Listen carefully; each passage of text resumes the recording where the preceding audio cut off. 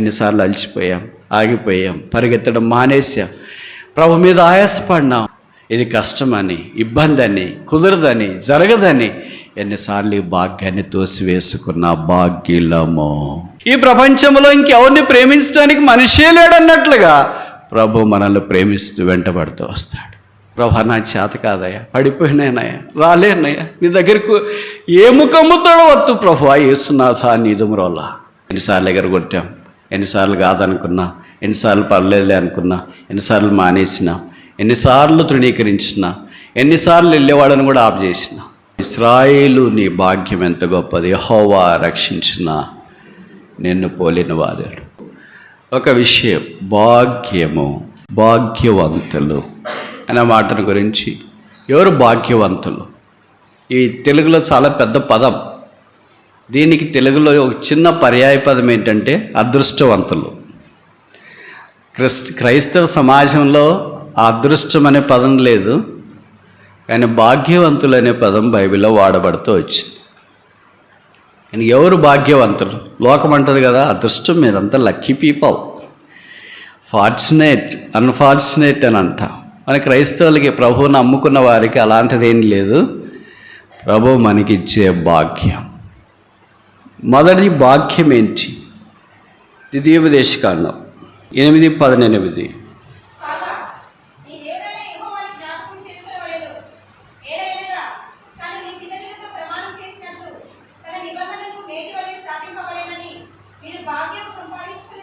చాలు. ఎవరు మొదటి భాగ్యవంతులు? ప్రభువుని ఎరిగిన వారు. దేవుడైన యెహోవా మిమ్మల్ని తనకు స్వాస్థ్యముగా చేసుకొనెను. కనుక యేసు ప్రభు యందు విశ్వాసం ఉంచిన వారు కొత్త నిబంధనలో, పాత నిబంధనలో దేవుడైన యెహోవా యందు విశ్వాసం ఉంచిన వారు భాగ్యవంతులు, రక్షణ పొందిన వారు భాగ్యవంతులు. ఇశ్రాయేలు నీ భాగ్యం ఎంత గొప్పది. ఎందుకని? లాటరీ తగిలిందా? ఫ్లాట్లు వచ్చినాయా? సీట్ వచ్చిందా? డబ్బులు వచ్చినాయా? ఎందుకు నువ్వు భాగ్యవంతుడు? యెహోవా రక్షించిన నిన్ను పోలినవాడు. రెండు విషయాలు చెప్పవచ్చా నేను? మొదటిది ఏంటంటే, there is no comparison to God. దేవుడికి పోటీ సాటి లేదు. అందుకే బైబిల్లో రాయబడింది, నిర్గమ 15:11 అనుకుంటా, ఇశ్రాయేలీలు ఎర్ర సముద్రం దాటి వచ్చిన తర్వాత యెహోవాకు గానము చేసినారు, స్తుతించినారు. నీ వంటి వాడేవాడు, నిన్ను పోలిన వాడేవాడు, నీకు సమడైన వాడేవాడు, స్తుతులకు పాత్రుడవు, స్తోత్రార్హము, పరిశుద్ధ దేవుడు, ఇలాగ ఆయన్ని పాడి పొగిడి హర్షించినట్లు మనం చూస్తున్నాం. Who is like unto thee. మొదటిది, which means there is no comparison to God. రెండవది, ఇప్పుడు మీకే షాక్ అయితే తెలుసా? ఇప్పుడు మనం చదివినాం కదా, ఇశ్రాయేలు నీ భాగ్యం ఎంత గొప్పది, యెహోవా రక్షించిన నిన్ను పోలినవాడు. Who is like unto you, which means there is no comparison for a saved person. Do we believe? మొదటిది నమ్ముతాం, ఖచ్చితంగా మనస్ఫూర్తిగా నమ్ముతాం. దేవునికి పోలిక లేదు అని నమ్ముతాం. ఇప్పుడు రెండవది కూడా నమ్మాలనుకుంటారు, రక్షణ పొందిన వ్యక్తికి కూడా పోలిక లేదు. He has no comparison. There is none like you if you are saved. నువ్వు రక్షణ పొందింటే నిన్ను పోలిన వాడు ఎవడును? నిజమా ప్రభువా? It's true. Heart touching. There is no person on the earth, no matter how big he is, how beautiful he is, how smart he is, how wise he is, how intelligent he is, how rich he is, how huge he is, no matter what it is. But you are unique. యేసు రక్తం ద్వారా కడగబడిన దాన్ని బట్టి నిన్ను పోలినవాడు ఎవడనూ లేడు. ఆ దినాల్లో ఇశ్రాయేలు కాకుండా మిగతా 7 జాతుల శత్రువులు వారు ఉన్నారు. అమాలేకులు, పెరిజీలు, హిత్తీలు, ఐగుప్తీలు, కనానీయులు, ఇవన్నీ వారు ఉన్నారు. Not even one generation was able to stand before the people of Israel, although the people of Israel were less in number. సంఖ్యాపరంగా చూస్తే ఇశ్రాయేలు చాలా తక్కువ మంది ఉన్నా, చుట్టుపక్కల 7 శత్రు రాజ్యాలు ఉన్నా, 7 శత్రు రాజ్యాలు ఒక్కళ్ళు కూడా ఇశ్రాయేలు లేదట నిలవలేకపోయారు. ఇప్పుడు కూడా అంతే. ప్రపంచంలో 250 దేశాలు, ఇజ్రాయెల్ దేశం చాలా చిన్నది, ఒక్కటే ఉంది. చుట్టుపక్కల దానికి దాదాపు 11 శత్రు రాజ్యాలు ఉన్నాయి. Still able to fight. ఇశ్రాయేలు నీ భాగ్యం ఎంత గొప్పది, యెహోవా రక్షించిన నిన్ను పోలినవాడు. నువ్వు ఎంత చదువుకున్నా, ఎంత డబ్బున్నా, ఎంత అందమున్నా, ఎంత సీనియారిటీ ఉన్నా, ఎంత పలుకుబడి ఉన్నా, యేసు ప్రభు వారికి వెలుపట you are nothing but a dust. Yesu ప్రభు వారికి వెలుపట నువ్వు మన్నే. ఆదికాండంలో చెప్పబడింది, మంటి నుండి నువ్వు తీయబడ్డావు కనుక దౌ షాల్ట్ బీ ఎ డస్ట్. నువ్వు మనే. నువ్వు సాఫ్ట్వేర్ కావచ్చు, హార్డ్వేర్ కావచ్చు, డాక్టర్ కావచ్చు, యాక్టర్ కావచ్చు, ప్రీచర్ కావచ్చు, సింగర్ కావచ్చు, మ్యూజిషియన్ కావచ్చు, no matter you are, but the Bible says you are dust. ఇలాంటి మట్టిని యేసు ప్రభువు వారు మార్చి పరిశుద్ధపరిచి శిలువ రక్తం చేత కడిగి శుద్ధీకరించి తన కుమారుడుగా కుమార్తెగా చేసుకోవాలని ఇష్టపడుతున్నాడు. ఇది ఉచితం. రక్షణ, పాపక్షమాపణ, మారు మనసు ఉచితం. బహుశా నిన్ను కూడా రకరకాల ఆపదల నుండి, బైబిల్లో రాయబడింది, సకల ఉపద్రవముల్లో నుండి దేవుడు కాపాడాడు. 1, 2, 3, 4, 5, 6, 7, 8, 9, 10, 11, 12 ఎన్ని లెక్కిస్తాము? మన తల వెంట్రుకలకు మించిన ఆపదలు, మనకు కనపడే ఆపదలు, కనబడని ఆపదలు, తెలియకుండా చేసిన ఆపదలు, తెలిసి చేసిన ఎన్ని ఆపదలన్నింటిలో నుండి కాపాడింది ఆయన్నే. ఎందుకో తెలిసి నువ్వు రక్షణ పొందాలని, నువ్వు మారు మనసు పొందాలని. చనిపోతే నరకానికి వెళతావు. నువ్వు నరకానికి వెళ్ళడం దేవుడికి ఇష్టం లేదు. నువ్వు పరలోకంలో ప్రవేశించాలని దేవుని యొక్క కోరిక. అది ఉచితం, అది భాగ్యం, అది పుణ్యం, అది ఈవి, అది వరం, అది దీవెన, అది ఆశీర్వాదం, అది భిక్ష. వద్దా? త్రాహిమాం క్రీస్తునాథ శరణం శరణం శరణం అని ఒక పాపి యేసు ప్రభు యొక్క శిలువ దగ్గరికి వచ్చినప్పుడు ఆయన క్షమాపణ ఒక భిక్షగా మనకు అనుగ్రహించాలని కోరుతున్నాను.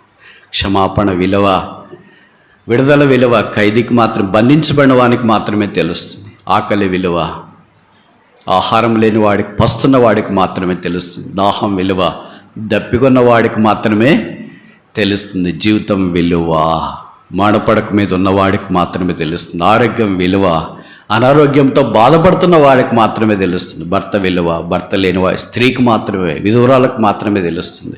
భార్య విలువ భార్య లేని పోగొట్టుకున్న పురుషునికి మాత్రమే తెలుస్తుంది. పిల్లల విలువ పిల్లల కన్నా తల్లికి మాత్రమే తెలుస్తుంది. తల్లిదండ్రుల విలువ అనాథులైన పిల్లలకు మాత్రమే తెలుస్తుంది. రక్షణ విలువ యేసు ప్రభువు వారు నీకు తెలియచేయాలని కోరుతున్నాడు. మా రక్షకుని నీవు అంగీకరించవా? ప్రభువైన యేసునందు విశ్వాసం ఉంచుము, అప్పుడు నీవును నా ఇంటి వారిను రక్షణ పొందుతారు. నీవు యేసు రక్తంలో కడగబడిన తర్వాత నిన్ను పోలిన వారెవరు లేరు.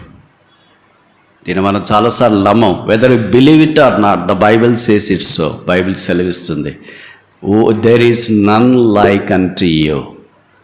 నీకు సమడైన వారు, సాటైన వారు, పోలికైన వారు, ఎన్నదగిన వారు ఎవరునూ లేరు. Your God is unique, you are unique. Praise the Lord. మన దేవుడు అసమానుడు. ఆయన రక్తం ద్వారా కడగబడిన దేవుని ప్రజలు, సంఘము కూడా అసమానమైన వారెవరు? భాగ్యవంతులు. రెండోది చూస్తామా? జకర్యా 3:7 అనుకుంటా.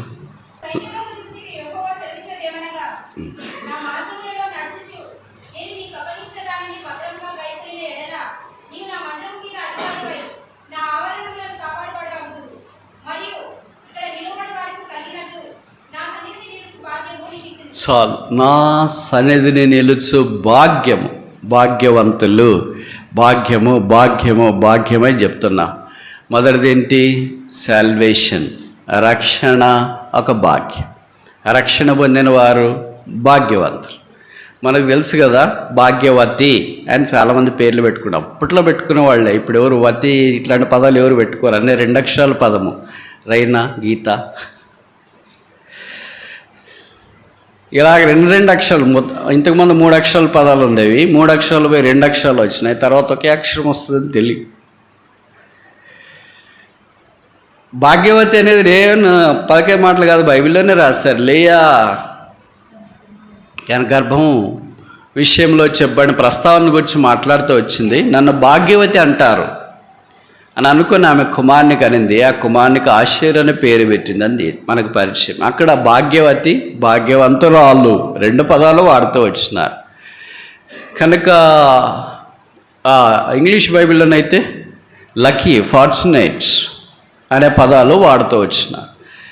ఇక్కడ భాగ్యవతి ఎందుకంటే ఆషేర్ని భూమి మీదకి ఆమె తీసుకురాబోతుంది. సంగతి ఏంటంటే, దేవుని సన్నిధిలో ఉండే భాగ్యం మనకు దేవుడు ఉచితంగా దయచేసినాడు. అది నా సన్నిధిలో నిలిచి భాగ్యము నీకు ఎత్తును. కనుక దేవుని మందిరానికి రండి రండి రండి అని ఎందుకు ఆహ్వానిస్తున్నామంటే, బహుశా మీలో కొంతమంది అనుకుంటారు, రాకపోతే ఎక్కువ మంది లేకపోతే వాళ్ళకి చెబ్బుద్ది కాదేమో వాక్యము, అందుకనే ఎక్కువ మంది రావాలనుకుంటారేమో అని అనుకుంటారు. అలాగేం లేదు. 10 మంది ఉన్నా చెప్తాం, ఒకళ్ళున్నా చెప్తాం, లేదా కొంతమంది 100 ఉన్నా చెప్తాం, 1000 మంది ఉన్నా చెప్తాం. బట్ విచిత్రం ఏంటంటే మామూలుగా మనకి ఏం ఆలోచనలు ఉంటాయంటే నెగిటివ్ ఆలోచనలు ఎక్కువ వస్తుంటాయి కనుక నెగిటివ్గానే మనం సాధారణంగా తలస్తాం. రెండవది ఏమనుకుంటారంటే వాళ్ళకి ఎక్కువ కానుకలు కావాలేమో, అందుకే రండి అని చెప్తుంటారు. మీరు బాగా గుర్తుపెట్టుకోండి, అలాంటి ఆలోచన ఉంటే రాకుండా ఉండడమే మంచిది. దేవుడేమి పేదవాడు కాదు, నీకంటే పేదవాడు దేవుడు కాదమ్మా. నీకంటే చేతగాని వాడు పేదవాడు కాదు దేవుడు. ఆయన అన్నాడు, భూమి నాది, ఆకాశం నాది. ఒకవేళ నువ్వు వేస్తే ఎంత చెక్కేస్తావు, ఒకవేళ కానుకలు తెస్తే ఎంత కానుకలు తీసుకొని వస్తావు? ఏమి ఆయనది, ఈ సముద్రం ఆయనది, జలరాశులు ఆయనవి, భూమి ఆకాశం ఆయనది, మేఘమండలం ఆయనది, ఆయన సమస్తం పురుగు. ఈ పురుగు పోయి సింహంకి ఏమైనా ఆహారం ఇస్తుందా? పొరుగు సింహంతో అనిందంట, నేను నీకు వేటాడి తెస్తేనే నీకు బతకలేకపోతే లేదని. ఇప్పుడు సింహం ఏం చేయాలి? పొరుగుని చంపాలన్నా కూడా చేతికి రాదు. అలాగుంటుంది మనుషుడు దేవుడితో వచ్చి మాట్లాడుతున్నప్పుడు, దేవుని గురించి తక్కువగా అంచనా వేస్తున్నప్పుడు. ఒక బైబిల్ పండితుడు అన్నాడు, God can never tolerate anything, specially underestimation of his capacity. దేవుని గురించి తక్కువగా అంచనా వేస్తే దేవుడు సహించడంట. But don't underestimate God. ఎందుకు దేవుని సన్నిధిలోనికి రండి అని చెప్తామంటే ఇది వాక్యం. ఇక దావీదు అన్నాడు కదా 27వ కీర్తన, నేను ఒక వరం అడుగుచున్నాను. 4వ వచనములో, యెహోవా యొద్ద ఒక వరం అడిగితిని, దాన్ని నేను వెతుకుచున్నాను. చదవండి అక్క. ఆయన ఆలయములో ధ్యానించుటకును నా జీవితకాలం అంతా నేను యెహోవా మందిరంలో, I want to dwell in the house of the Lord all the days of my life. Yesu ప్రభువారు లేదా దేవుడు తను చేసిన సృష్టిని గురించి ఒకే ఒక అధ్యాయంలో రాశాడు, ఆదికాండం 1వ అధ్యాయం. అంతేనా? మీ అందరికి బాగా పరిచయం అనుకుంటా. ఆదికాండంలో 4 వ్యక్తుల చరిత్ర చాలా ప్రాముఖ్యంగా కనిపిస్తుంది. అబ్రహాము, ఇస్సాకు, యాకోబు, యోసేపుల యొక్క చరిత్ర. దాదాపు 2000 సంవత్సరాల పైచిలకు చరిత్ర మొదటి 12 అధ్యాయాల్లో లేదా 11 అధ్యాయాల్లో రాశారు ఆదికాండం. తర్వాత దాదాపు తక్కువ సంవత్సరాల చరిత్ర, 5 సంవత్సరాల్లోగానే మిగతా సంగతులన్నీ రాయటానికి పరిశుద్ధాత్మ దేవుడు పూనుకున్నట్లు వాక్యం ద్వారా మనకు అర్థమవుతుంది. అలాగే సృష్టిని గురించి ఒక అధ్యాయం రాస్తే దేవుని ప్రత్యక్ష గుడారాన్ని గురించి ఎన్ని అధ్యాయాలు రాశారో తెలుసా బైబిల్లో? 50 చాప్టర్స్, 50. నిర్గమకాండం 25 నుండి 40 దాకా దాదాపు 16 అధ్యాయాలు. అక్కడొక్కటే అనుకోవద్దండి, ఇంకా హెబ్రీ పత్రికలో కూడా రాయబడుతూ వచ్చింది.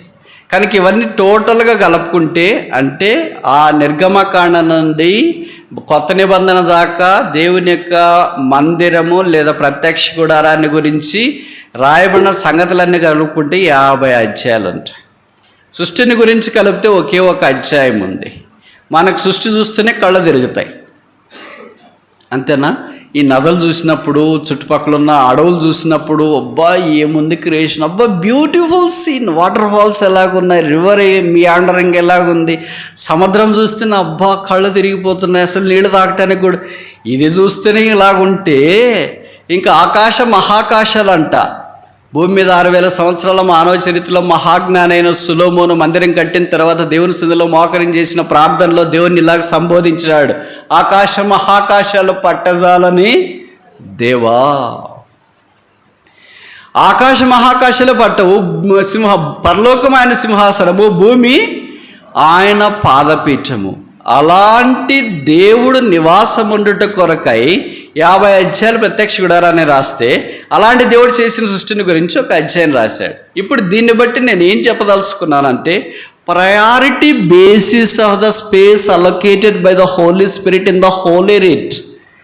పరిశుద్ధ వాక్యంలో పరిశుద్ధాత్మ దేవుడు దేనికి ఎక్కువ ప్రాధాన్యత ఇచ్చినాడు అనేది, దేనికి ఎక్కువ సమయం కేటాయించినాడు, స్థలం కేటాయించినాడు అనే దాన్ని బట్టి ఆధారపడి ఉంది.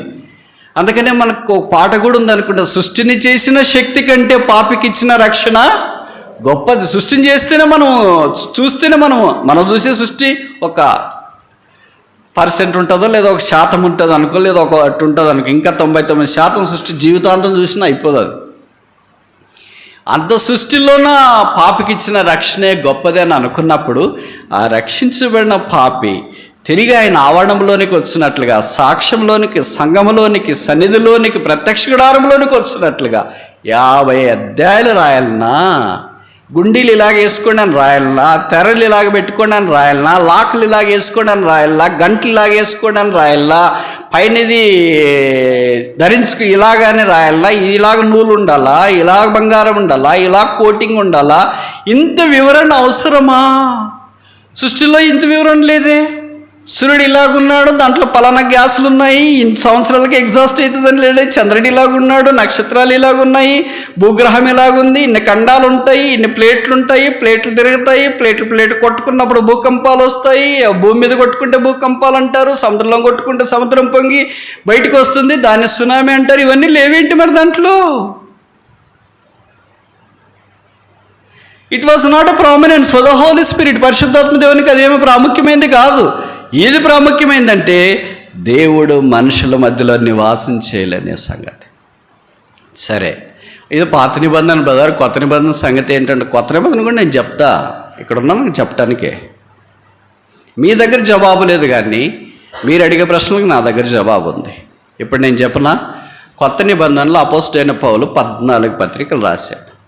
దాంట్లో 4 పత్రికలు 3 వ్యక్తులకు రాశాడు, ఓ పక్కన పెట్టండి. మిగతా 10 పత్రికలు 8 సంఘాలకు రాశాడు. కొరింథీ సంఘానికి 2, తెస్సలోనికైకి 2. 10 పత్రికలు సంఘాలకు రాసినాడు అని అంటే, ఇప్పుడు మీరు చెప్పండి, సంఘమే అవసరం లేకపోతే 10 పత్రికలు అవసరమా? కొంతమంది అంటుంటారు, రక్షణ పొందిన తర్వాత ఏముందండి అక్కడికి ఎందుకు రావాలా, మేము ఇంట్లోనే ఉన్నాము, ఆన్లైన్లో. బాగా చెప్తున్నారు తెలుసా, వాళ్ళు చెప్తారు, బాగా చెప్తారు, అందుకనే కదా ఆన్లైన్లో వాళ్ళు ఉన్నారు. ఇప్పుడు బాగా చెప్తారో బాగా చెప్పట్లేదు కాదు, నా సన్నిధిని నిలుచు భాగ్యము, ఈ భాగ్యంలోనికి నువ్వు వచ్చినావా రాలేదా, పాయింట్ టు పాయింట్. అనవసరమైన జవాబులు వద్దు, అనవసరమైన సంగతులు వద్దు, ఎక్స్ప్లెనేషన్ వద్దు, పాయింట్ టు పాయింట్. క్వశ్చన్ ఏంటి, జవాబు ఏంటి, సన్నిధిలోకి వస్తున్నావా లేదా, వస్తే భాగ్యవంతుడు, రాకపోతే డాష్. ఆరోగ్యంగా ఉండి, అవకాశాలు ఉండి, కూర్చోటానికి శరీరం సహకరిస్తుంది అన్నీ తెలిసి కూడా నీకు ఇంట్లో ఏం ప్రోగ్రాం లేకపోయినా పర్వాలేదు, ఇంట్లో సోఫాలో కూర్చొని, బయట కార్డర్లో కూర్చొని, ఆన్లైన్లో చూస్తా, అదొకటి ఇదొకటి ఆ ఛానల్ చూస్తున్నావు, నువ్వు ఇది క్లిక్ చేసి పూర్తిగా ఏదైనా ఒకటన్నా వింటే ప్రభుకు స్తోత్రాలు. పొరపాటును కూడా ఒకటి కూడా విన్నాను. నాకు తెలుసు కదా, చాలామంది ఆన్లైన్ బిలీవర్స్ అన్ని పాప పైనవన్నీ చేసి అప్పటికయ్యేటప్పటికి అయ్యో టైం అయిపోయింది, ఏం విన్నా, అది కొద్దిగా విన్నావు. నీకు నిజంగా ఆన్లైన్ ఈ దినాల్లో ఎవరికంటే, మందిరంలోనికి రాలేకుండా బలహీనంగా ఉన్నవారికి, వయసు పైబడిపోయిన వారికి, లేదా దూర దేశాల్లో సహవాసం లేకుండా ఉన్న వాళ్ళకి, లేదా డ్యూటీలో ఉండి రాలేకపోయిన వారికి, ఇలాంటి వాళ్ళకి నీకు అన్నీ ఉండి కూడా నువ్వు రావట్లేదు అని అంటే ఏమని అర్థం? పౌలు రాసిన 10 పత్రికలు నాకు అవసరం లేదు అంతేనా అన్నప్పుడు నువ్వు కొత్త నిబంధన మూసుకోవాల్సిందే. పాత నిబంధన కూడా 50 అధ్యాయాలు ప్రత్యక్ష గుడారం తీసేయాల్సిందే. అవునా కాదా? ఇప్పుడు చెప్పండి, మీరు కొత్త నిబంధనలో 10 పత్రికలు నాకు వద్దు అనేవాళ్ళు ఎవరంటే, సంఘము నాకు వద్దు అనేవాళ్ళు, సహవాసం నాకు వద్దు అనేవాళ్ళు, మందిరం నాకు వద్దు అనేవాళ్ళు, అక్కడ అందరూ బాగున్నారా ఏంటి అందుకే నేను రావట్లేదు అనే వాళ్ళందరికీ ఏంటంటే ఈ 10 పత్రికలు వద్దు. ఈ 10 పత్రికలే లేకపోతే దేర్ ఇస్ నో మినిస్ట్రీ. అపోస్తలుడైన పౌలు 3 మిషనరీ ప్రయాణాలు చేయాల్సిన పనేముంది? ఎందుకు చేయాలా? ఆయన రక్షణ పొందినాడు, బాప్తిసం తీసుకున్నాడు, ఇంట్లో ఆయన కూడా వెళ్ళేసి యూట్యూబ్ పెట్టుకుని ఆయన పనులు ఆయన చేసుకోవచ్చు కదా, ఆయన కూడా వ్యాపారం చేసుకోవచ్చు కదా. వాళ్ళ నాన్నగారు పెద్ద ధనవంతుడు కదా, ఆయన కూడా డేరాలు కుట్టే వ్యాపారం ఉంది కదా, మస్తుగా పని చేసుకుంటూ ఉండొచ్చు, బతికిండొచ్చు. Why should it take his life at stake and travel 35 long years to serve the Lord in 3 missionary journeys? 3 missionary ప్రయాణాల్లో 35 సంవత్సరాల మధ్యధరా సముద్రం అంతా కలయి తిరిగి Minor Asia, Major Asia, Europe, మాస్దోని ప్రాంతాలన్నింటిలో దేవుని యొక్క వాక్యాన్ని, ప్రాణాన్ని సైతం లెక్క పెట్టకుండా ప్రాణాన్ని దేవుని యొక్క బలిపీఠం మీద పెట్టి ప్రయాణం చేయాల్సిన అవసరం ఏమొచ్చింది? ఇప్పుడు నువ్వు సంఘం అవసరం లేదంటే ఈయన చేసిన పరిచయం కూడా అవసరం లేదు. ఆయన తిమోతికి రాస్తూ 2 తిమోతి 4:6-7 అంటాడు, నా విశ్వాసంను కాపాడుకొంటిని, నా పరుక్కడ ముట్టించుకొంటిని, నా యాత్ర నేను ముగించుకున్నా, నా కొరకు నీతి కిరీటం ఉంచబడినది. నాకు మాత్రమే కదా, ఆయన కొరకు అపేక్షించే వారందరి కొరకు. అప్పుడు ఏం చెప్పాలా? మనం కూడా ఎడదాకా వస్తామా? మనం కూడా చెప్పగలమా? I have kept my faith, నా విశ్వాసం నేను కాపాడుకుంటున్నాను. I have finished my course, నా పరక్కడ నేను ముట్టించుతున్నాను. లేదు, అసలు పరిగే స్టార్ట్ కాకపోతే ఎక్కడ? నా సన్నిధి నిలుచు భాగ్యం నేను నెక్కిస్తున్నా. విశ్వాసులు ఎంత గురుడితనములో ఉన్నారంటే దేవుని వాక్యంలో ఎంత స్పష్టంగా రాయబడుతున్నా వారు దైవ సన్నిధిని అనుభవించడానికి ఇష్టపడట్లేదు, దేవుని దగ్గరికి రావట్లేదు. నేను ఈ మాట అంటే మీరు అనొచ్చు, బ్రదర్ కొత్త నిబంధనలో ప్రభు ఎక్కడైనా ఉన్నాడు కదా, మత్తయి 18:20 ప్రకారం ఎక్కడ 2-3 నా నామం ఉందరో అక్కడ నేను వారి మధ్యన ఉంటాను అన్నాడు కదా. మరి మేము ఇద్దరం ఇక్కడే ఉన్నాం, భార్య భర్తలు రక్షించబడ్డాం, మా పిల్లలు కూడా రక్షించబడ్డారు, ఇక్కడే ఉందానంటే it's mini church, it's good, సందేహం లేదు, అది మంచిదే. బట్ ఎప్పుడు అదే కాదుగా. దేవుని మందిరం అనేది ఉందిగా. 122వ కీర్తన 1వ వచనం మనకు తెలుసు కదా, దేవుని మందిరమునకు వెళదామని జనులు నాతో అన్నప్పుడు నేను సంతోషం. ప్రత్యక్ష గుడారం ఉంది, దేవుని మందిరం లేదు. ఆ ప్రత్యక్ష గుడారము కూడా ఈయన రాజు అయిపోయేటప్పటికే గుడారములో మందసం మాత్రమే కనిపిస్తూ ఉంది. అందుకనే రాజు అయిన తర్వాత దావీదు హృదయంలో మెదిలిన మొదటి మాట ఏంటంటే, how can I bring the ark of God to Jerusalem? యెరూషలేములోనికి దేవుని మందసాన్ని నేను ఎలాగో తీసుకుని వస్తున్నా. I want the presence of God, not the power. He was not a power monger, but he was centered on the presence of God. ఏ రాజైనా రాజు అయిపోయిన తర్వాత ఏం చేస్తాడంటే ప్రత్యర్థులు ఎవరు ఉన్నారో వాళ్ళందరినీ సంహరించడానికి ఏం ప్రయత్నం చేయాలో ఆ ప్రయత్నాలన్నీ చేస్తారు. That has been a history. But David hasn't done that. దావీదు అలాగే చేయలేదు. నన్ను జయించడానికి సౌలు లాంటి వాడు వచ్చినాడు, సౌలుని నేను చంపేస్తాం అనుకోలేదు. ఆయన చంపకమునుపు దేవుడే చంపేశాడు. చనిపోయిన తర్వాత దావీదేం స్వీట్లు పంచలేదు వేరే వాళ్ళకి, అనుకున్నంత దేవుడు చదివేసినాడు. అక్క thank you for all your మీ ప్రార్థనలకు చాలా థ్యాంక్స్ అక్క నేను చెప్పలేదు. ఆయన విలాపం 2వ సమయంలో ఆరంభాధ్యాయులు, అయ్యయ్యో బలాఢ్యులు పడిపోయారు, ఓ మైటీ హ్యావ్ ఫాలన్. అప్పుడు దేవుని సన్నిధిలో ప్రార్థన చేశాడు, ప్రభువా నేను ఎక్కడికి వెళ్ళాలా? దేవుడు హెబ్రోన్కి వెళ్ళమన్నాడు. వెళ్ళాడు, రాజు అయ్యాడు, 40 సంవత్సరాల పరిపాలన చేశాడు. నాకు చాలా ఆశ్చర్యం వేసేది తెలుసా, ఆయన 70 సంవత్సరాలకు దాదాపు చనిపోయి ఉంటాడు. 30 సంవత్సరాల్లో ఆయన రాజరికంలోనికి వచ్చినాడు. 40 ఏళ్ళు రాజుగా పరిపాలన చేశాడు. దావీదు లాంటి 70 సంవత్సరాలు ఉండి చనిపోతే ఎంత బాధేస్తుంది కదా. అలాంటి వాడు చాలా దీర్ఘకాలంగా ఉండాలని మనం కోరుకుంటాం. కానీ నేను అంతకాలం ఆయన బతికేదో గొప్ప అనుకుంటా. ఎందుకంటే ఆయన కీర్తనలు రాస్తున్నాడు, మనిషిని ఆయుష్ 70 సంవత్సరాలు అధిక బలం ఉంటే 80 సంవత్సరాలు అయినా అది ఆయాసమే దుఃఖమైన. ఆయన అధిక బలం ఉండలేకపోయినాడు. ఎందుకు అనుకుంటారు మీరు? నేను మానవ తలంపుతో చెప్తున్నాను. ఎందుకంటే ఆయన శరీరం బాగా ఏమైపోయిందంటే వేదనకు గురైపోయి కృంగుదలకు గురైపోయింది. ఏ చిన్న పిల్లప్పటి నుండి పోరాటమే. ఎట్టని పోరాడతాడు, ఎంతని పోరాడతాడు? అది కూడా ఇదే శరీరమే కదా. 17 ఏళ్ళుగా ఏదో గొర్రెలు మేపుకునే వాడిని తీసుకొని వచ్చినారు. ఖచ్చితంగా నేనంటే అదే స్థానంలో అలాగ అనుకుంటే, ఏదో గొర్రెలు మేపుకునేవాడిని, కొన్ని గొర్రెలు కాసుకునేవాడిని, ఆడే పుట్టింటా, ఆడే పెరిగింటా, ఆడే పెళ్లి చేసుకుంటా, ఆడపిల్లలు గారింటా, ఆడే చచ్చింటా, కొడుకులో కూతుర్లో తీసుకెళ్ళి ఏడో పాతి పెట్టింటారు. ఏంటి ప్రభువా, అక్కడి నుండి నన్ను తీసుకొని వచ్చి ఏదో చేస్తాను అనుకుంటే తీరా ఇక్కడికి వచ్చిన తర్వాత పెను మీద నుండి పొయ్యిలో పడినట్లయింది. ఇక్కడ దాకా ఏదో పెను మీద ఉన్నాను, ఇప్పుడు పొయ్యిలో పడినట్లయింది. గొలియాతను చంపేసి వచ్చిన వెంటనే సహోదరులు ఊరికే ఉండరు కదా, వారికి ఎక్కువ ఎమోషనల్ ఎగ్జైట్మెంట్, ఎమోషనల్గా అటాచ్ అయ్యి దావీదు సౌలు 1000 కొలితే దావీదు 10,000 కొలితే అనేలాగా సౌలుకు పుట్టేసింది చెర్రెత్తింది. ఇడి దావీదు ఆ పిల్లోడు ఆ కుర్రాడు అక్కడి నుండి స్టార్ట్ చేసినాడు. మా అమ్మగారు, భార్య, ఆ కొడుకు, సైన్యాధిపతులు, ఇరుగు పొరుగు రాజ్యాలు. అయ్యయ్యో, నాకు అనిపిస్తుంది ఆయన శరీరం కనుక అవన్నీ భరించి 70 ఏళ్ళు దాటింది. లేకపోతే వేరే వాళ్ళ శరీరం అయితే అప్పుడే కూలిపోయింటే షుగరు, బీపీ, గుండె నొప్పి, దడ.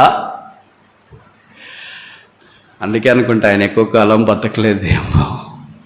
అక్కడ కాలం బతకడమే గొప్ప సంగతి. అయితే ప్రభుకు స్తోత్రాలు. ఎంతకాలం బతికాడని కాదు, ఏం చేసాడని. అందుకే అపోస్తుల కార్యాలు 13లో ప్రభు అన్నాడు, ఏంటది? దావీదు దేవుని సంకల్పం చొప్పున తరం వారికి సేవ చేసి నిద్రించాను. మన సంగతి ఏంటి మరి? మన ప్రయారిటీస్ ఏంటి మరి? దేవుని సన్నిధి అంటే, దేవుని మందిరం అంటే, దేవుని ప్రజలు అంటే, దేవుని సహవాసం అంటే, దేవుని దగ్గరికి వెళ్ళడం అంటే మనకి ఇష్టమేనా? ఎన్నిసార్లు ఎగరగొట్టాం, ఎన్నిసార్లు కాదనుకున్నా, ఎన్నిసార్లు పర్లేదులే అనుకున్నా, ఎన్నిసార్లు మానేసినా, ఎన్నిసార్లు తృణీకరించినా, ఎన్నిసార్లు వెళ్ళేవాళ్ళని కూడా ఆఫ్ చేసిన. మనం వెళ్ళకపోగా వెళ్ళేవాళ్ళు కూడా ఎవరైనా మనకు ఫోన్ చేసి మనకు అడిగారు, అక్క మీరు వెళ్తున్నారా బ్రదర్, మీరు ఏ రోజు వెళ్తున్నారంటే నాకు బాగలేదు, వెళదాంలే అనుకుంటా. అయ్యో నాకు కూడా కరెక్ట్ అలాగే అనుకున్నా. ఏక మనసు వచ్చేసింది మన ఇద్దరికి.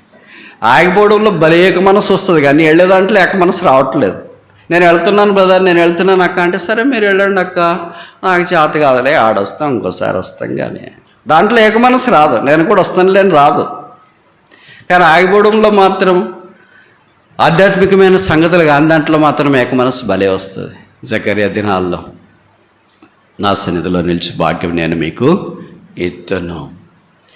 మూడవది చూస్తామా, ఇది కూడా మనకు పరిచయమైన మాటే 112:5.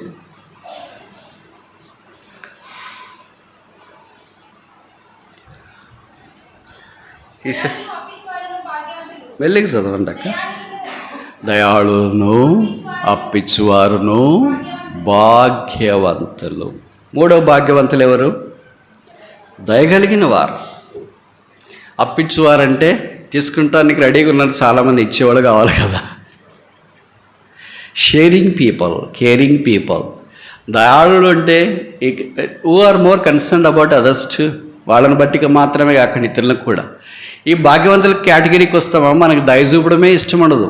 యెహోవా దయాళుడు, 136వ కీర్తన మొదటి వచనం. ఆయన కృప నిత్యముండు. ఆయన దయాళుడు కనుక తల్లి లక్షణాల కొడుకు రావాలి కదా, తల్లి లక్షణాల కూతురికి రావాలి కదా, లేదా కొడుకు రావాలి కదా. తల్లిదండ్రుల లక్షణాలు పిల్లలకు లేకపోతే ఆ పిల్లల్ని మనం అంత ఇష్టపడటానికి ఇష్టపడరు అనుకుంటా తల్లిదండ్రులు. వాళ్ళ నాన్నగారు వాళ్ళ అమ్మగారు మంచి లక్షణాలు, చెడ్డవి కాదులే, కోప్పడేది, కలవరం పడేది, పోట్లాడేది, అవి కాకుండా మంచి లక్షణాలు వచ్చినానికి ఎంత సమర్పడుతుంది. నా లక్షణాలన్నీ వాడికి వచ్చినాయి కదా, అన్నీ వద్దులే, కొన్ని మంచి వస్తే చాలు. అలాగే దేవుడికి అన్ని మంచి లక్షణాలే, ఆయనలో కొన్ని కాదు మంచి లక్షణాలు. మనలో అయితే కొన్నే ఉంటాయి, ఆయనలో అన్ని మంచి లక్షణం. దాంట్లో ఒకటి ఏంటి?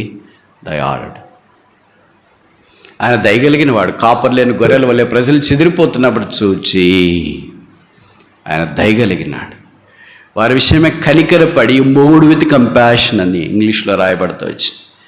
ఆయన వారి మీద కనికరపడి, కనుక అక్కర్లో ఉన్నవారు, ఇబ్బందులో ఉన్న, పోరాటంలో ఉన్న, కష్టాల్లో ఉన్నవారు కనికరపడి వారి కొరకు ప్రార్థన చేయడం, వారిని ఆదరించినట్లుగా, పురికొల్పునట్లుగా ఉండడం, ఇది భాగ్యవంతుల లక్షణం. మనలో చాలామంది మీ భాగ్యంలోనికి రాలేదనుకుంటాం, కఠినంగా ఉన్నాం, దయ చూపించకుండా ఉన్నాం. నేను ఒక విషయం మిమ్మల్ని అడగొచ్చా? అడగండి, పర్లేదు, మేము చెప్తే కదా అనుకుంటారు కదా మీరు. ప్రభు యుద్ధ నుండి రక్షణ పొందిన తర్వాత నుండి ఇప్పటిదాకా నేను దేవుని దయే పొందలేదని వాళ్ళు చేయొద్దని ఎవరు ఉండరు కదా. ఇంకో మాటలు చెప్పాలంటే, రక్షణ పొందిన తర్వాత ఆయన దయ మనం ఎక్కువసార్లు పొందాం. ఇప్పుడు ఆయన యుద్ధ నుండి దయ పొందిన తర్వాత ఇన్ని manifold times, multiple times, innumerable times, అసంఖ్యాకమైన సార్లు ఆయన యుద్ధ నుండి దయ పొందిన తర్వాత కనీసం కొన్నిసార్లైనా మనం ఇతరులకు దయ చూపించాలి కదా. 18వ కీర్తనలో రాశాడు, దయగల వారికి నువ్వు దయ చూపిస్తున్నావు, కఠినలేడలో నీవు వికటముగా ఉన్నావు. కనుక మనం కఠినంగా ఉంటే మనం కొంతసార్లు బిలీవర్లు అనుకుంటారు, నేను అంటే చాలా స్ట్రిక్ట్, అంత టూ మచ్ వద్దు, అదంత ధర్మశాస్త్రం. కొత్త నిబంధన ఏంటంటే దయ చూపించిన. There is no law, grace. అంత కృపే కృపే కృపే కృపే.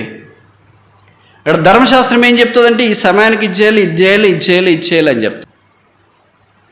నేను మిమ్మల్ని రక్షించిన, విడిపించిన, విడుదల వచ్చేసింది, ఇంక మీరు ఎలాగైనా ఉండొచ్చు. ఇప్పుడు సంఘం అనే వధువు ధర్మశాస్త్రాన్ని కోరుకుంటుందా? కృపైన యేసును కోరుతుందా? ఏ అనే ధర్మశాస్త్రాన్ని కోరుతుంది. అంటే అర్థం, నేను ఇక్కడ పంక్చువాలిటీ, ఫంక్షన్ గురించి నేను ఇక్కడ మాట్లాడట్లేదు. దయా, అది కృప, అది యేసు చేసేది పని. ప్రభా నా చేత కాదయ్యా, పడిపోయినాయనయ్యా, రాలేనయ్యా, నీ దగ్గరకు ఏ ముఖముతోడో వద్దు ప్రభు యేసునాథ నీదుమరోలా, కనుక రాలే, నీకు నన్ను వడిచిపెట్టు. నాకంటే మంచోళ్ళు ఉన్నారు, వాళ్ళంటే వాడు, నాకంటే ఇంకా శ్రేష్టమైన వాళ్ళు ఉన్నారు, కావాలంటే వారిని నువ్వు ఎన్నుకో. నాలాంటి పాపొద్దు, నాలాంటి అన్యాయస్తుడు వద్దు, నాలాంటి దుర్మార్గుడు వద్దు, నాలాంటి పని చేయని సోమరొద్దు, నాలాంటి వాడు నీకు అవసరం లేదనుకుంటా. కానీ కృప యేసు ఏం చేస్తాడంటే, I want you, He follows us, He loves us as though that there is no other person to Him in this world to love. ఈ ప్రపంచంలో ఇంకెవరిని ప్రేమించడానికి మనిషే లేడన్నట్లుగా ప్రభు మనల్ని ప్రేమిస్తూ వెంటబడుతూ వస్తాడు. మనకి ఇది ఆశ్చర్యమిస్తుంది. అవిధేయుడైన నా మీద ఇంత ప్రేమ, సోమరైన నా మీద ఇంత ప్రేమ, అపవిత్రుడైన నా మీద ఇంత ప్రేమ, అన్యాయస్తుడైన నా మీద ఇంత ప్రేమ, నమ్మకం లేని నా మీద ఇంత ప్రేమ, దేవుని మందిరాన్ని ఎగురుకుంటే నా మీద ఇంత ప్రేమ. This is grace. అందుకని బైబిల్లో రాయబడింది, యెహోవానైన నేను మార్పు లేని వాడను కనుక యాకోబు సంతతైన మీరు. పాత నిబంధనల మాదిరి శనివారం కట్టెలు ఏరుకోవటానికి వెళితే వాడు సావు కొడతారు అని అంటే రాళ్ళతో కొట్టి చంపేశారు. అలాగే ఆదివారం దేవుని మందిరానికి రాని వాళ్ళందరూ చంపేయండి అంటే ఇప్పుడు ఇక్కడ ఎంతమంది నింటారో నేను నింటానా లేదా? ఎవరు నిలబడలేము, ఎవరు నిలబడతాం? ఆ ధర్మశాస్త్రం యొక్క న్యాయమే ఈ దినాన్ని వస్తే, అందుకే అపోస్తలుడైన పౌలు పత్రికల్లో రాస్తున్నాడు, ఆ ధర్మశాస్త్రము మనకు పాపమనగా ఏంటో తెలియజేసింది, అది బాలశిక్షకుడాయెను. ఇప్పుడు బాలశిక్ష నుండి మనం టెక్స్ట్ బుక్స్ దగ్గరికి వచ్చేసాం. అదే బైబిల్ దగ్గరికి వచ్చిన ప్రభువు మనకు జ్ఞాపకం చేస్తున్న కృప దగ్గరికి వచ్చిన దయాళుడమేనా, కృపను వెంబడిస్తున్నామా, ధర్మశాస్త్రంలో అన్నా.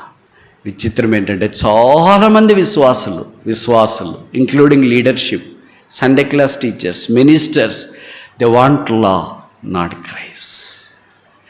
నువ్వు ధర్మశాస్త్రం కావాలని కోరుతున్నావు కదా, సంఘంలో ఉన్న విశ్వాసంలో ఉన్న కుటుంబంలో ఉన్న. ప్రభు నీ విషయంలో కూడా అలాగే చేస్తే హౌ డు యు రెస్పాండ్? నువ్వు ఎంత స్ట్రిక్ట్గా ఉండాలనుకున్నావో ప్రభు నీ విషయంలో కూడా అంత స్ట్రిక్ట్గా ఉండాలనుకుంటే ఉండింటే నో ఆన్సర్. ఆయన మనల్ని ఎంతో క్షమించినాడు, మనం క్షమించాలి. ఆయన మన మీద ఎంతో జాలి చూపించినాడు, మనల్ని జాలి చూపించాలి. ఆయన మన ఎంతో భద్రపరిచి కాపాడుతూ వచ్చినాడు. మనము అట్టి కార్యం దయాళులు, అప్పించువారు, భాగ్యవంతులు. 4వది చూస్తామా? విలాప వాక్యము 4వ అధ్యాయం 9వ వచనం.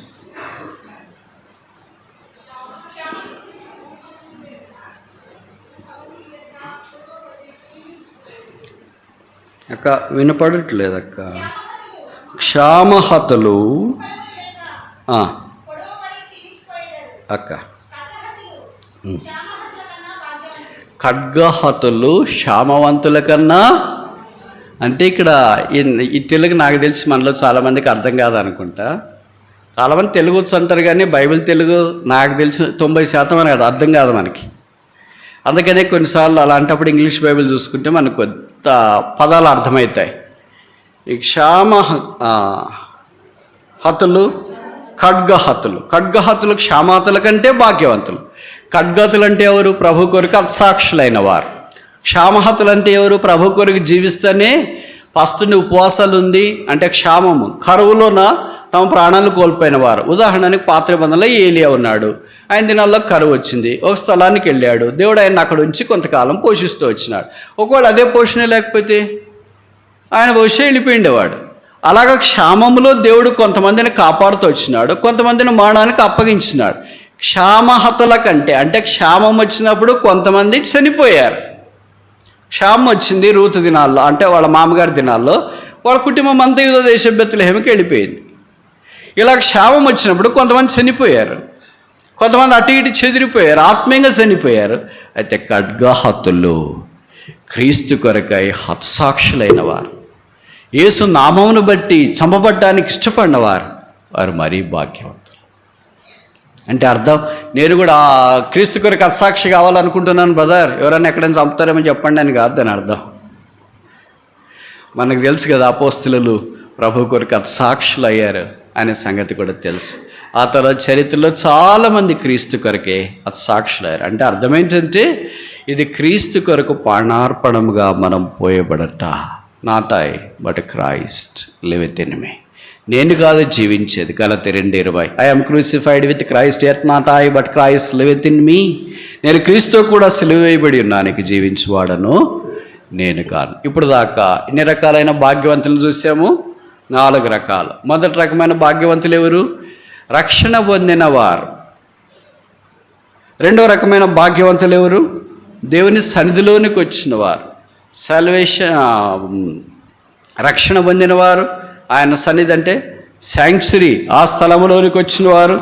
మూడవది సెల్ఫ్లెస్నెస్ అంటే దయాళులైన వారు, తమ తమ యొక్క అక్కర్ల కంటే వేరే వారి అక్కర చాలా ప్రాముఖ్యమని ఎంచిన వారు భాగ్యవంతులు. నాలుగవది ఏంటి? ప్రభు కొరకు తమను తాము అప్పగించుకున్నవారు, సాక్రిఫైషియల్ పీపుల్, వారు భాగ్యవంతులు. ఐదవది ఆఖరి చూసి ముగిస్తామా? రాజుల 2వ గ్రంథం 10వ అధ్యాయం మనించండి. మొదటి గ్రంథం 10వ అధ్యాయం 8వ వచనం. 1 King chapter 10:8. చాలు, నీ జనులు భాగ్యవంతులు. ఎందుకని? చదవండి అక్క. ఎల్లప్పుడూ నిలిచి నీ జ్ఞానం మాటలను వినుచుండు, నీ సేవకులను భాగ్యం. ఇప్పుడు చెప్పండి, ఎవరు ఆయన భాగ్యవంతులు? ఇక్కడ స్టోరీ మీకు తెలుసు అనుకుంటా. సొలొమోను రాజున్న దినాల్లో ఆయన జ్ఞానాన్ని గురించి దూరదేశంలో విషయమంతా వినింది ఒక ఆవిడ. ఆమె పేరేంటి? షేదా దేశపు రాణి. ఆమె తన పరివారంతో పాటు సొలొమోను ఆయన వైభవాన్ని చూడటానికి వచ్చింది. చూసిన తర్వాత మైండ్ బ్లోయింగ్. చూసిన వెంటనే అబ్బో, అసలు నేను వినింది సగం ఇవే నాట్ ఆఫ్ ఫస్ట్ టోల్డ్, అసలు నాకు సగం కూడా చెప్పబడలేదేంటి అని చెప్తూ ఇప్పుడు కాంప్లిమెంట్ లేదా కమెండేషన్ ఏంటంటే, నీ సన్నిధిని నిలిచింది, నీ బల దగ్గర నీకు సేవ చేయించుండి వారు భాగ్యం. రాణిగారు మీ దగ్గర సేవ చేసేవాళ్ళు, మీ రాజ్యంలో ఉన్నవాళ్ళు, మీ దగ్గర మంత్రులుగా ఉన్నవాళ్ళు, మీకు పరిచయం చేసేవాళ్ళు, వాళ్ళకంటే మీరు భాగ్యవంతులు. ఇప్పుడు నేను ఇలాగ చెప్పచ్చా? ఇదిగో సొలొమోను కంటే గొప్పవాడు ఇక్కడ ఉన్నాడు. ఆ సొలొమోను కంటే గొప్పవాడైన పరలోకపు సొలొమోను అయిన యేసు ప్రభు యొక్క పరిచారకులముగా, సేవకులముగా భాగ్యవంతులము. దేవుడి ఆధిక్యత, ఈ భాగ్యము మనకు అనుగ్రహించినాడు. ఇది మనకు పొందింది కాదు, ఇది సొలొమోను ద్వారా తన దాసులైన వారికి, సేవకులైన వారికి కలిగింది. సేవకులకు క్యాలిబర్ ఇక్కడ ఏం లేదు, సేవకుల యొక్క టాలెంట్ ఇక్కడ, కెపాసిటీ ఏం లేదు. It is the call of Solomon, not the capacity and capability of his soldiers. ఇప్పుడు మన సంగతి కూడా అంతే. మన యొక్క సామర్థ్యమును బట్టి, జ్ఞానం బట్టి, తెలివిని బట్టి, తలాంతును బట్టి, ఇదంతటిని బట్టి కాదు. బైబిల్లో రాయబడింది, ఆయన మనల్ని పిలిచినాడు. Called us. ఎందుకు పిలిచినాడో తెలియదు. అందుకే అపోస్తలుడైన పౌలు అన్నాడు కదా, ఆయన పిలుపుని చూడండి. గొప్పవారు అనేకులు పిలువబడలేదు, జ్ఞానులు అనేకులు పిలువబడలేదు, లోకంలో శ్రేష్టమైన వారు అనేకులు పిలువబడలేదు. అజ్ఞానులైన వారిని జ్ఞానులైన వారికి వెరితనం కలిగించుట కొరకాయి దేవుడు వారిని పిలిచినాడు. ఘనహీనులను పిలిచినాడు, ఘనవంతులైన వారిని వెరితనం కలిగించుట కొరకాయి. ఈ కాల్ ద బేస్. నీచులైన వారిని పిలిచినాడు, ఎన్నికైన వారికి సిగ్గు కలుగున్నట్లుగా. His calling is mysterious. ప్రవాహన అలాంటి వారిని కూడా పిలిచినావు. దేని కొరకు?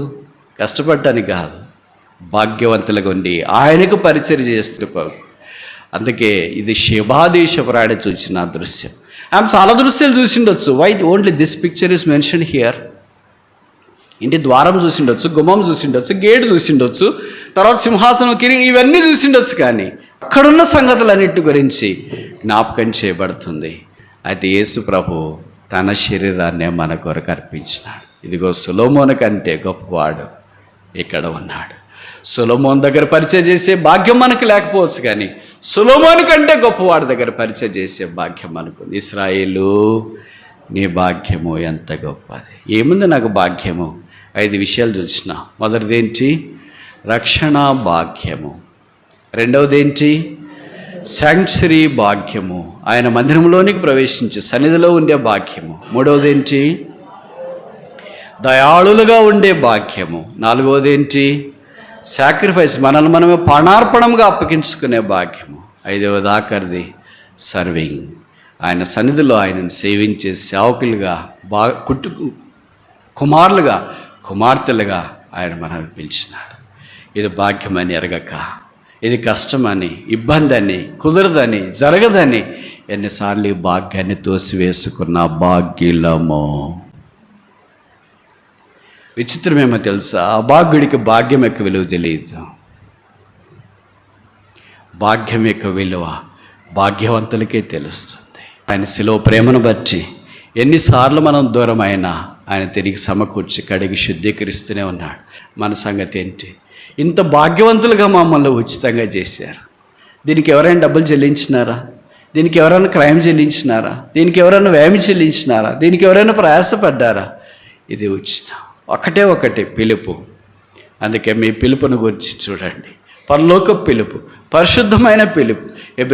పిలిపిలికి రాస్తే పౌలు అన్నాడు 3వ అధ్యాయంలో, దేని నిమిత్తం నేను పట్టబడుతునో దాన్ని పట్టుకొండ కొరకై ఆ ఉన్నతమైన పిలుపుకు ఉరి యొద్దకే నేను పరిగెత్తుచున్నాను. ఎన్నిసార్లు అలసిపోయాం, ఆగిపోయాం, పరిగెత్తడం మానేసాం, ప్రభు మీద ఆయాసపడినాం. మన కష్టాలు, మన బాధలు, మన శ్రమలు, మన ఇబ్బందులు, మన పోరాటాలు, వీటన్నిటినీ మనం చూసుకుంటూ భాగ్యవంతులం అనే సంగతే మర్చిపోయిన భాగ్యవంతులు.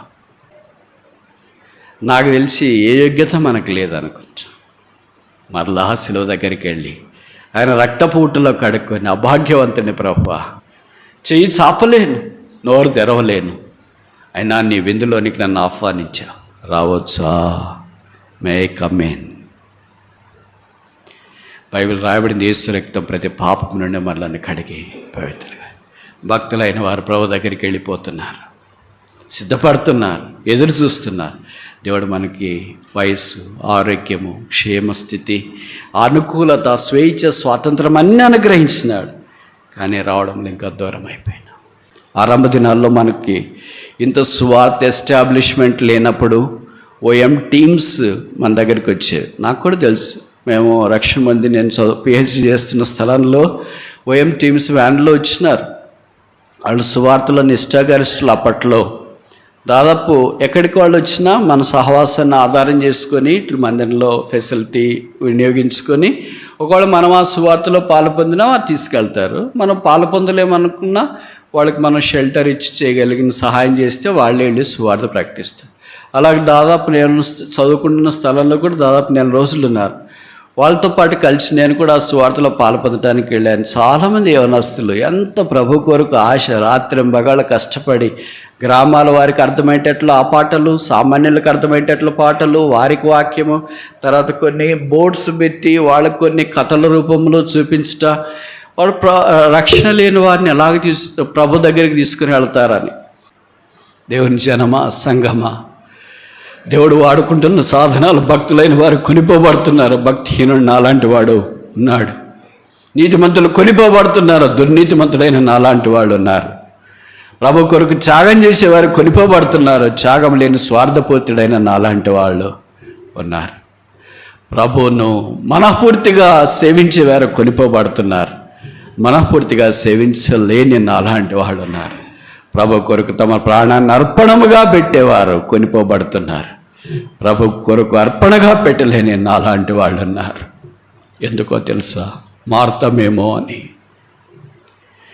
మనం కూడా ప్రభు యొక్క మార్గంలోనికి వస్తామేమో అని, శిలువ మార్గంలో మనం కూడా వెళ్తామేమో అని దేవుడు అవకాశాలు ఇచ్చి చక్కగా లోకంలో జీవించాలని కాదు దేవుని ఉద్దేశం. ఆయన కొరకు బ్రతకాలని. ఏంటి మరి జవాబు? మన స్పందన ఏంటి? ప్రపంచాన్ని తలకిందులు చేసిన వాళ్ళని ప్రభా నువ్వు పిలుచుకుంటున్నావు, నేనే తలకిందులు అయిపోతున్నాను. సమస్యలు, పోరాటాలు, కుటుంబము, ఇబ్బంది, వీటిలోనే తన మునుకులైపోయి ఈదలేక ఈ సంసార సాగరం వద్దనుకుంటున్నాము. దైవమా, ఇది ఏమి త్యాగం! దేవా, ఇది ఏమి శిలువ ప్రేమకు స్పందన! రక్షణ పొంది ఎంతకాలమైంది మనం? మందిరంకి వచ్చి ఎంతకాలం అవుతుంది మనం? ఆయన పరిచయంలో పాలు పొంది ఎంతకాలం అవుతుంది మనం? సొలొమోను బల దగ్గర పనిచేసేవారు భాగ్యవంతులు కదా. మరి అలాంటి సొలొమోను యొక్క లక్షణాలు మనకు ఉండాలి. పరలోకపు సొలొమోను, జ్ఞానం కలిగిన సొలొమోను, తిరిగి రాబోతున్న సొలొమోను. ఈ భాగ్యం చాలామందికి లేదు. మనకంటే గొప్ప వాళ్ళు బయట ఉన్నారు తెలుసా? మనకంటే త్యాగపూర్తులు బయట ఉన్నారు తెలుసా? మనకంటే జ్ఞానం కలిగిన వారు బయట ఉన్నారు తెలుసా? మన కొరకు మనకంటే ఎక్కువ ప్రభు కొరకు ప్రయాసపడే సామర్థ్యం కలిగిన వాళ్ళు బయట ఉన్నారు. వారు పిలువబడలేదు. పిలువబడిన వారు కొందరే. నన్ను పిలుచుకున్నావా? ఏమి తెలిసి పిలుచుకున్నావు? ఏమి చూచి పిలుచుకున్నావు? ఏమి కోరి పిలుచుకున్నావు? ఏమి నాలో నీకు నచ్చింది నన్ను పిలుచుకున్నావు? సిలువ ప్రేమ వశపరుచుకుంది, సిలువ ప్రేమ లోబర్చుకుంది. అగాధ జలముల ఆర్పజాల నా సిలువ ప్రేమ మన దగ్గరికి కూడా వచ్చింది. ఆ ప్రేమకు మన స్పందన ఏంటి?